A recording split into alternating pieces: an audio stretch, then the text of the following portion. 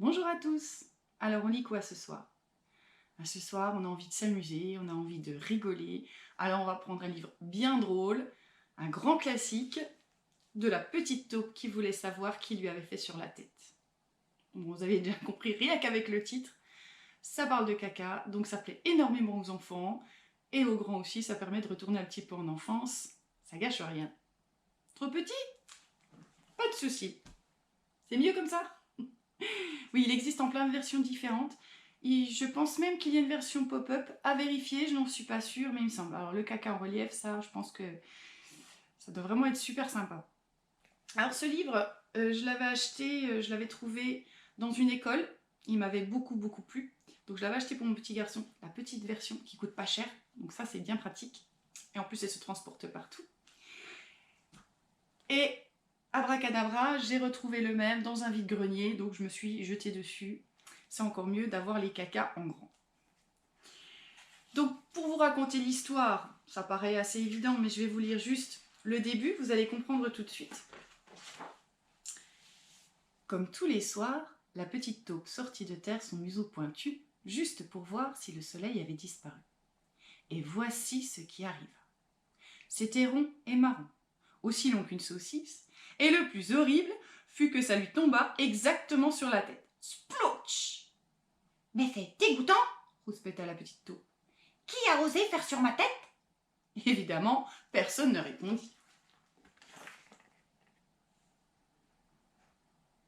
Bon, elle est très drôle cette petite taupe. Et puis elle va garder son caca sur la tête tout au long du livre.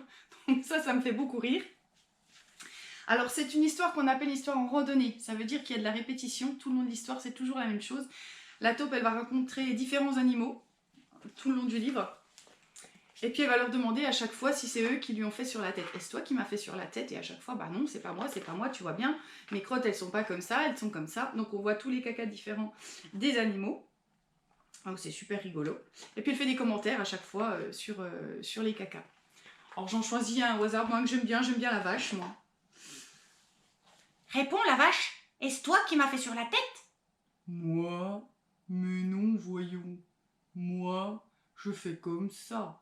Et splouch! Une énorme bouse verdâtre s'écrabouilla mollement sur le sol. Diable! Pensa-t-elle.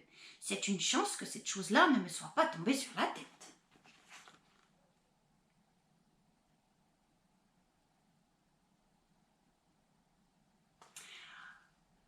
Alors est-ce qu'elle va trouver ou pas qui lui a fait sur la tête?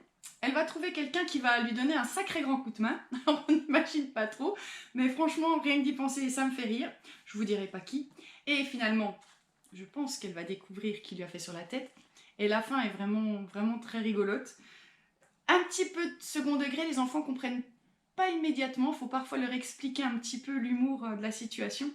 Mais en tout cas, en tant qu'adulte, on rit beaucoup. Voilà, il n'y a pas grand chose à dire de plus.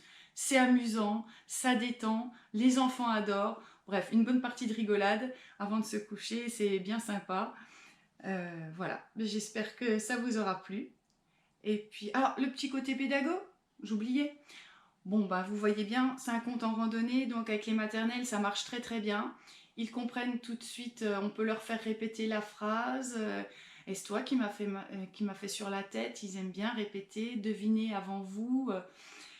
On peut travailler évidemment sur les animaux, on peut travailler en SVT, hein, sur la chaîne alimentaire, etc. avec des plus grands. Hein. Ça peut être une petite histoire rapide pour commencer quelque chose avec des un peu plus grands. Hein. Et puis voilà, par exemple, disséquer des pelotes en cycle 3. Hein. Moi, ça me gêne pas de raconter ce genre d'histoire à des grands. Ils rient beaucoup hein, au début, mais après, finalement, ils aiment bien. Et puis ça peut être le déclencheur de complètement autre chose. Voilà, donc de la maternelle au CM, on se lâche, on s'éclate avec ce livre. Et puis je vous le recommande fortement. Voilà, cric-crac, mon histoire est terminée. Vous pouvez vous déconnecter.